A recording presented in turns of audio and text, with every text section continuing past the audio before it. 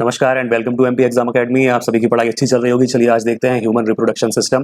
तो स्टार्ट करते हैं रिप्रोडक्टिव सिस्टम से। तो ये होता क्या है, जिस प्रक्रिया के द्वारा, जिस प्रोसेस के द्वारा जीव अपनी संख्या बढ़ाते हैं उसे रिप्रोडक्शन या प्रजनन कहते हैं। और इस प्रक्रिया में भाग लेने वाले सभी अंग मिलकर रिप्रोडक्टिव सिस्टम या फिर प्रजनन तंत्र का वो निर्माण करते हैं, उसको बनाते हैं। क्लियर है? तो ह्यूमन बॉडी का रिप्रोडक्टिव सिस्टम हम पढ़ने वाले हैं। चलिए शुरू करते हैं। तो बेसिक इन्फॉर्मेशन देखो, प्रजनन जरूरी क्यों है? क्योंकि बिना प्रजनन या बिना रिप्रोडक्शन के कोई भी जाति विलुप्त हो जाएगी। दूसरा पॉइंट आता है आनुवांशिकता विविधता। लैंगिक प्रजनन से नई विशेषताएं उत्पन्न होती हैं। आपने देखा है कैसे कैसे इवोल्यूशन हुआ है मानव का। ठीक है, ये देखो ये आ गया तीसरा पॉइंट। प्रजनन के बिना प्राकृतिक चयन संभव नहीं है। और जनसंख्या संतुलन, क्योंकि हम पढ़ते आए हैं, आपको बताया है साइंस में TFR कितना 2.1 होना चाहिए ताकि क्या हो, स्टेबिलिटी बनी रहे। अगर ये 2 से नीचे जाता है तो क्या होगा, डिक्लाइन हो जाएगा। और ये 2.1 से ज्यादा चला गया, जैसे पहले 4, 3.5, 2.5 ये रहा है, तो एकदम आपने देखा है कि बिल्कुल एक्सपोनेंशियल ग्रोथ हुई है। किसमें? आप देखोगे जनसंख्या वृद्धि में। ठीक है, तो ये आपको पॉइंट्स याद रखने हैं 4 कि क्यों जरूरी है। क्लियर? चलो अब देखते हैं मानव में प्रजनन कैसे होता है। तो हम पढ़ के आए हैं समसूत्री और अर्धसूत्री विभाजन। याद आया? तो कायिक कोशिकाओं में समसूत्री होता है और अर्धसूत्री कहां पर होता है? तो ये होता है कहां पर? याद आया? जनन कोशिकाओं में। तो लैंगिक सेक्सुअल रिप्रोडक्शन होता है जिसमें नर और मादा युग्मक मतलब गैमेट्स का मिलन होता है। यहाँ पर देखो क्या लिखा है, स्पर्म और ओवम मिले। ठीक है, तो क्या है, फैलोपियन ट्यूब। अब आपसे पूछा जा सकता है कि निषेचन कहां पर होता है, तो आपको बताया भैया कहां पर, फैलोपियन ट्यूब में। आगे आप देखोगे फिर क्या बनेगा, जाइगोट, फिर देन कोशिका विभाजन, फिर एम्ब्रियो मतलब भ्रूण, फिर यूटरस में क्या होगा, यूटरस में ये स्थापित हो जाएगा और फिर वहां पर आप देखोगे फीटस के रूप में गर्भस्थ शिशु आ जाएगा। और फिर क्या होगा, जो 9 महीने या फिर हम बोले 270-276 दिन की अवस्था रहती है, फिर उसके बाद क्या होता है, शिशु का जन्म होता है। ये किसकी बात हो रही है? ह्यूमन की बात हो रही है। ठीक है ना प्रभु, कोई और कुछ मत समझ लेना, अदरवाइज फिर हाथी गधा घोड़ा कुत्ते को लेके आ जाओ। चलो आगे बढ़ते हैं। अब देखते हैं मेल रिप्रोडक्टिव सिस्टम को। किसको देखते हैं हम? मेल रिप्रोडक्टिव सिस्टम को। चलिए, तो सबसे पहले टेस्टिस हैं, सबसे महत्वपूर्ण। एक जोड़ी मतलब कितने? 2। क्लियर? शरीर के बाहर स्क्रॉटम में स्थित होते हैं। बाहर रहने का कारण क्या है? शुक्राणु निर्माण के लिए 2 से 3 डिग्री सेल्सियस कम तापमान चाहिए, लगभग 33-34 मान के चलिए। ठीक है, 33-34। और ह्यूमन बॉडी का कितना है अपना? 37 डिग्री सेल्सियस। क्लियर है? अंदर 2 प्रकार की कोशिकाएं होती हैं। यहां से PYQ में क्वेश्चन आ गया है। क्लियर है? ये देखो, लेडिंग या फिर लीडिंग सेल्स और सर्टोली कोशिकाएं। तो ये आपसे ये मोस्ट इंपॉर्टेंट है, यहां से क्वेश्चन आ गया है। ठीक है, अब देखो सेमिनिफेरस नलिकाएं शुक्राणु निर्माण करती हैं। इसको क्या बोलते हैं? तो स्पर्मेटोजेनेसिस बोला जाता है। अब देखो लीडिंग सेल से क्या होगा, टेस्टोस्टेरोन हार्मोन का सीक्रेशन होता है। सर्टोली से शुक्राणुओं का पोषण होता है। इसीलिए नर्स सेल किसे कहते हैं? तो बता देना है, सर्टोली कोशिकाओं को सर्टोली सेल्स को कहा जाता है।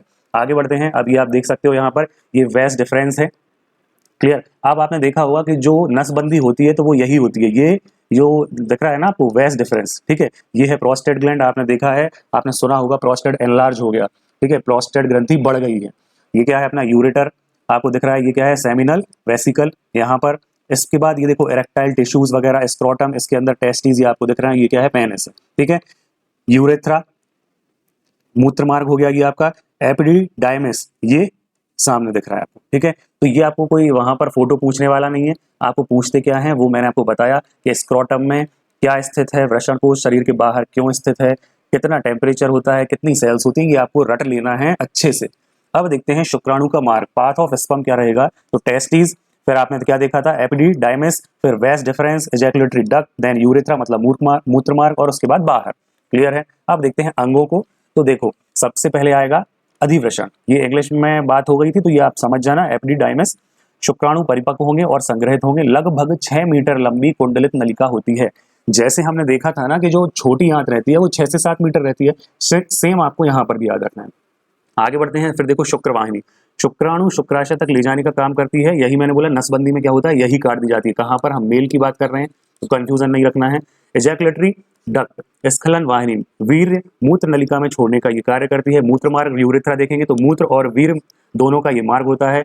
शिश्न के सिरे पर खुलता है, आपने पता है, आपको अभी ऊपर बताया। ठीक है, पीनस ये क्या है? बाह्य जनन अंग है और क्या काम करता है? स्पर्म को फीमेल के रिप्रोडक्टिव ऑर्गन में पहुंचाने का कार्य करता है। अब आगे बढ़ते हैं, नेक्स्ट देखते हैं। ये देखो सहायक ग्रंथियां, शुक्राशय, सेमिनल वेसिकल। तो वीर्य में योगदान कितना है? लगभग 60%। पूछते हैं क्या? नहीं पूछते, लेकिन आपको ये पता होना चाहिए कौन कौन सी ग्रंथियां हैं, क्योंकि ये सारी ये पेपर में PYQ में पूछी गई हैं। तो आप इनको ऐसे नहीं कर सकते हो कि छोड़ दो। मुख्य कार्य क्या है फ्रक्टोज को? कैसे? तो शुक्राणुओं को ऊर्जा देने में काम होता है। प्रोस्टेट ग्लैंड जिसकी हम बात कर रहे थे, तो ये क्षारीय द्रव और शुक्राणु सक्रिय करने का काम करेगा। काउपर ग्लैंड जो रहता है ये चिकनायुक्त क्षारीय द्रव जो मूत्र मार्ग को साफ करने का कार्य करता है। क्लियर है। अब जो सीमन है ये कैसे बनता है, तो शुक्राणु और तीनों ग्रंथियों के रिसाव से ये बनता है। ये इंपॉर्टेंट चीज है। एक बार में 3 से 5 ml जो सीमन है इसमें 20 से 40 करोड़ शुक्राणु होते हैं, ये आपको याद कर लेना है। क्लियर। नेक्स्ट देखते हैं, आप देखो शुक्राणु की संरचना। तो एक्रोसोम में ये रहा एक्रोसोम, ये दिख रहा है। ये फोटो तो बहुत बार देखी होगी, मीम्स में भी देखी होगी, ठीक है ना, रेस लगती है। क्लियर। हाइलुरोनिडेज एंजाइम होता है जो अंडे की कोरोना रेडिएटा परत को क्या करता है, तोड़ता है या फिर घोलने का काम करता है। शुक्राणु में माइटोकॉन्ड्रिया, और माइटोकॉन्ड्रिया को क्या बोलते हैं, पावर हाउस। तो आपको याद रखना है पावर हाउस ऑफ स्पर्म किसे बोलेंगे, माइटोकॉन्ड्रिया को बोलेंगे जो शुक्राणु में स्थित रहता है। क्लियर। क्योंकि हम पावर हाउस तो जानते हैं सेल का क्या कहलाता है, माइटोकॉन्ड्रिया, वहीं पर श्वसन की प्रक्रिया होती है। याद आ गई बात, है ना। चलो आगे बढ़ते हैं, नेक्स्ट की देखते हैं। अब देखते हैं फीमेल रिप्रोडक्टिव सिस्टम पर। तो यहाँ पर सबसे पहले बात करेंगे अंडाशय ओवरीज की। तो ये भी कितने रहेंगे आपके पास, 2 रहेंगे। 2 मतलब एक जोड़ी पेल्विक कैविटी में स्थित रहेंगे। ठीक। जन्म के समय लगभग 20 लाख मतलब 2 मिलियन अपरिपक्व क्या रहते हैं, अंडाणु रहते हैं। यौवन तक, प्यूबिक एज तक क्या होता है, 40,000 बचते हैं। जीवन काल में जो यहाँ पर 400 से 500 अंडाणु परिपक्व होंगे।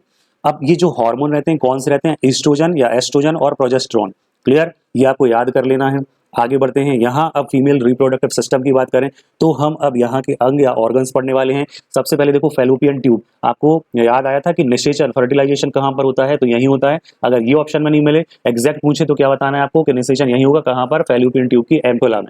क्लियर है। अंडाणु को गर्भाशय तक ले जाना, फिम्ब्री या फिम्ब्रिया, अंडाशय से अंडाणु उठाना। ठीक। अब यूट्रस मतलब गर्भाशय, भ्रूण का विकास नाशपाती आकार का होगा। एंडोमेट्रियम क्या है, यहाँ पर परत है। अब आगे बढ़ते हैं, देखो तो सर्विक्स या ग्रीवा गर्भाशय का द्वार प्रसव में फैलती है, और यही कैंसर होता है जिसके लिए क्या टीका लग रहा है, HPV भारत सरकार के द्वारा लग रहा है। आपके आसपास जो भी ऐसे बच्चियां हो तो आप उनको बताएं, फ्री ऑफ कॉस्ट है। ये बताने में ऐसा नहीं कर रहे हैं कि हम, क्योंकि ये क्या है, जानलेवा है। ठीक है। अब देखते हैं योनि या फिर वजाइना। यहाँ पर इंटरकोर्स और प्रसव मार्ग ये दोनों एक ही होते हैं, लगभग 7.5 सेंटीमीटर लंबी। क्लियर है। अब देखो ये है इसका चित्र। तो यहाँ पर देखते हैं ये रहा ओवरी, ये है फैलोपियन ट्यूब, ये आपको नली दिख रही है, यही क्या कर देते हैं, बंद कर देते हैं। ठीक है। ये क्या है, गर्भाशय है, यूट्रस है, ये है फिम्ब्रिया। क्लियर। अब जो हमने परत देखी थी ये रही एंडोमेट्रियम। अब ये सर क्यों पता करना है, क्योंकि अगर ये पिक्चर में याद रहेगा तो आपको प्रॉपर हमेशा के लिए याद हो जाएगा। ये कोई भी ह्यूमन बॉडी के सिस्टम ऐसे नहीं है कि आज पढ़ो फिर कल भूल जाओ, फिर पेपर देने जाओ, फिर पढ़ के जाओ, फिर करके जाओ। आपको परमानेंटली याद हो जाएगा कि 206 हड्डियां हैं तो कहाँ कितनी पाई जाती हैं। हाँ, वो बात अलग हो सकती है कि आपको ये याद नहीं रहा है कि कहाँ पर कितनी कितनी एग्जैक्टली है, लेकिन आपको ये पता रहेगा कि कपाल में आपकी कितनी हड्डियां हैं। क्लियर है। चेहरे में कितनी हड्डियां हैं। ठीक है। चलो आगे बढ़ते हैं, ये है सर्विक्स और ये है वजाइना। क्लियर। 7.5 सेंटीमीटर याद रहेगा। चलो आगे बढ़े, नेक्स्ट की बात करते हैं। अब देखो निषेचन से लेकर जन्म तक का प्रोसेस समझते हैं। Ovulation, LH hormone. क्या है ये, LH हार्मोन। तो LH हार्मोन क्या होता है, LH हार्मोन होता है ल्यूटिनाइजिंग हार्मोन। क्लियर है। यहाँ पर क्या होता है भैया, पिट्यूटरी ग्रंथि द्वारा ये क्या होता है, सीक्रेट होता है और प्रजनन प्रणाली को नियंत्रित करने का काम करता है। LH हार्मोन के सर्ज से ग्राफियन पुटिका या ग्राफिकन फॉलिकल क्या होता है, फटता है। अंडाणु फैलोपियन ट्यूब में आता है। इसकी आयु कितनी होती है, 12 से 24 घंटे। इतना डेटा याद रखना है क्या सर, तो देखो जो मेन चीजें हैं जो हाईलाइटेड रहती हैं, बोल्ड रहते हैं लेटर्स या वर्ड, उनको आपको याद रखना है। अब देखते हैं फर्टिलाइजेशन। तो देखो एम्पुला याद आया, तो यहाँ पर देखो शुक्राणु की आयु 48 से 72 घंटे। क्लियर है। यहाँ पर मैक्सिमम 1 दिन, यहाँ पर 3 दिन। लाखों शुक्राणु में से केवल एक अंडाणु से मिलता है। एक्रोसोम रिएक्शन, वो जो अपन ने देखा था कहाँ पर, शुक्राणु में। तो कोरोना रेडिएटा इससे क्या होगी, घुलेगी। क्लियर हो गई बात। युग्मनज बनेगा जिसमें 46 क्रोमोसोम्स होंगे, 23 + 23। यहीं पर दिक्कत आती है, तब आपको विभिन्न सारे आपने पढ़ा है 13, 21 वाली ट्राइसोमी क्या है क्या नहीं है, याद आ रहा है कुछ, है ना। कौन से वाले, तो जेनेटिक डिसीज में हमने पढ़ा है। आगे देखते हैं कोशिका विभाजन, क्लीवेज कैसे होगा, तो जाइगोट है, 2 कोशिका में बटेगा। 2 कोशिकाएं थी तो 4 कोशिकाओं में, 4 से क्या होगा, 8 होगा। फिर ये प्रक्रिया बन जाएगी आगे। इसके बाद क्या होगा, इम्प्लांट होगा। तो ये क्या है, ब्लास्टोसिस्ट। एंडोमेट्रियम में क्या हो जाएगी, धस जाएगी। ये नहीं पढ़ना है आपको, कोई नहीं पूछेगा, ये जस्ट आपकी इंफॉर्मेशन के लिए कि आपको पता रहे। अब क्यों सर पता रहे, क्यों हम इतना पढ़े, क्योंकि यू नेवर नो कि क्या वो पूछ ले। इसी बार से क्या पता इतना खतरनाक ट्रेंड सेट होने वाला हो कि तुमसे ही बने और किसी से नहीं बने, क्योंकि मोस्ट ऑफ द स्टूडेंट्स ये प्रजनन तंत्र नहीं पढ़ते हैं, है ना। चलो आगे बढ़ते हैं। HCG हार्मोन रसायत होता है, प्रेगनेंसी टेस्ट का आधार होता है। तो ये क्या है, HCG ह्यूमन क्या है, ये कोरोनिक और गोनेडोट्रोपिन। क्लियर। अब ये कैसे बता, ये मैंने क्या कर लिया, रजिस्टर पर लिख के फिर तो मैं पढ़ के बता रहा हूँ। ठीक है। तो ये याद रखना, HCG हार्मोन रसायत होता है। अब पढ़ते हैं आगे की चरण में, प्लेसेंटा निर्माण, माँ और शिशु के बीच पोषण ऑक्सीजन हार्मोन्स का क्या होता है, इंटरचेंज होता है, आदान प्रदान होता है। फीटल नर अपना लंग्स भी कहते हैं, ठीक है। अम्बिलिकल कॉर्ड से जुड़ा होता है, किससे जुड़ा होता है, अम्बिलिकल कॉर्ड, जिसको नाल बोलते हैं ना। आगे बढ़ते हैं।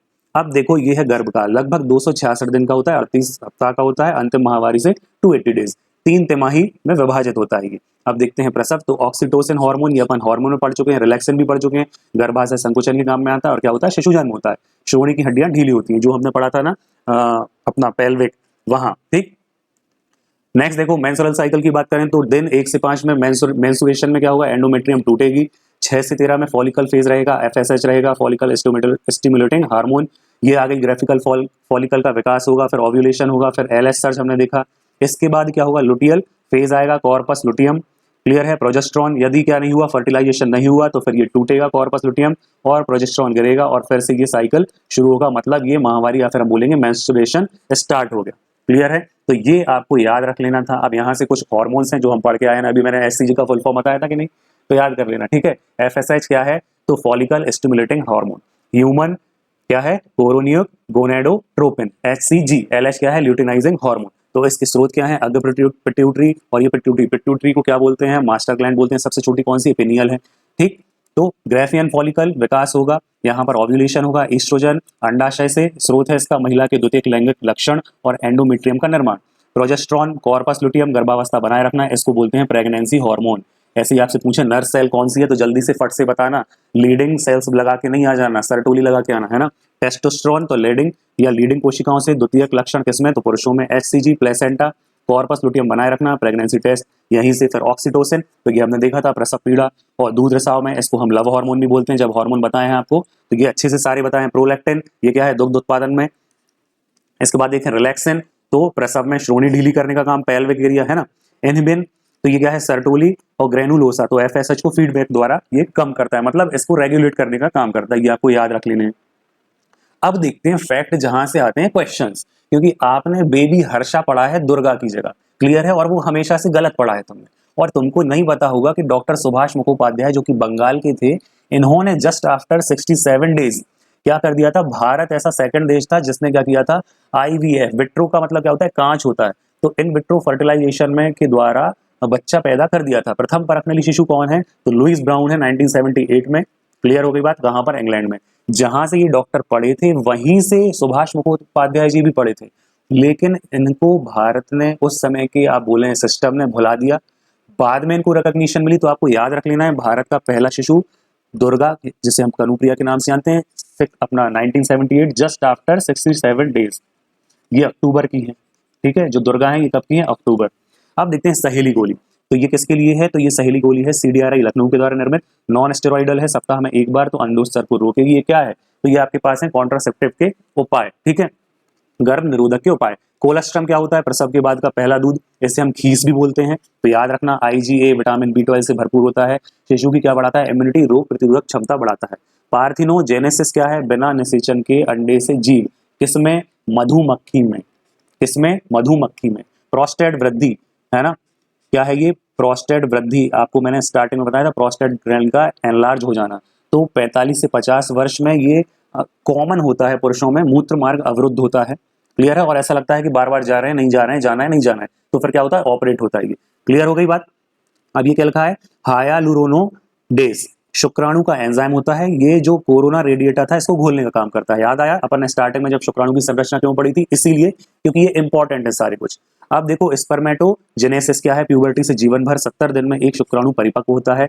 ओजेनेसिस क्या है, जन्म से पहले शुरू हो जाता है, प्यूबर्टी के बाद एक एक अंडाणु मैच्योर, क्लियर है। एमनियोसेंटेसिस, एमनियोटिक फ्लूइड से गुणसूत्र की जांच होती है, भारत में लिंग परीक्षण हेतु प्रतिबंधित है। अभी आपने देखा होगा मध्य प्रदेश का जो मुरैना जिला है, वहां पर जो धौलपुर से लगी सीमा है, वहां पर ये अवैध गतिविधियों के केस बहुत आए हैं, तो आपको थोड़ा सा करंट की न्यूज से कुछ याद रखने को अगर मिल रहा है तो वो आपको याद रखना है। इस पेज से आपको अगर क्वेश्चन आते हैं तो बहुत सारे मिल जाएंगे, क्लियर है। जितनी भी टेबल्स है ना उनको अच्छे से पढ़ लेना, ठीक है। अब देखते हैं नसबंदी की बात करते हैं, सर्जिकल स्टरलाइजेशन की। परिवार नियोजन भारत ने सबसे पहले अपनाया था, अब आप ईयर बताएंगे कब अपनाया है, ठीक है। पुरुष नसबंदी को क्या कहते हैं, वैसेक्टॉमी कहते हैं, वैज्ञानिक नेम क्या है, यही है, हिंदी नाम क्या है, पुरुष नसबंदी या फिर शुक्रवाहिनी उच्छेदन। महिलाओं में देखेंगे तो ट्यूबेक्टमी, क्योंकि फेलोपियन ट्यूब का कर रहे हैं, क्लियर हो गई बात। यहाँ पर क्या था, तो याद आई बात ना, सबसे पहले स्टार्टिंग में आपको क्या बताया था मैं कि हमको सर याद नहीं हो रहा, ये रहा, ये वाला बताया था वेस्ट डिफरेंस, ये वाली नली। ट्यूबेक्टमी हमने बात कर ली, क्या है ट्यूबल लाइगेशन भी इसे बोलते हैं, महिला नसबंदी बोलते हैं। प्रक्रिया क्या है, फेलोपियन ट्यूब को काटकर, बांधकर या जलाकर क्या कर देते हैं, हम बंद कर देते हैं, तो ये परमानेंट सोल्यूशन हो जाता है। इसके अलावा आपको याद रखना है बहुत सारे गर्भ निरोधक के प्रकार आते हैं, कॉपर टी जिसमें विशेष है, इसको आपको याद रख लेना है क्योंकि ये कई एग्जामिनेशन में पूछी गई है। क्लियर है। CDRI लखनऊ के द्वारा जो डेवलप की गई है सहेली गोली, इसको भी आपको याद रख लेना है, ठीक है ना। बाकी बहुत सारी चीजें आती हैं तो उन सबको आपको याद कर लेना है, ठीक है। तो ये सब कुछ समझ में आ गया होगा, क्लियर हो गया होगा। और अगर कुछ समझ में नहीं आता है, किसी भी टॉपिक का आपको वीडियो चाहिए, कमेंट करें। मिलते हैं नेक्स्ट वीडियो में। Thank you.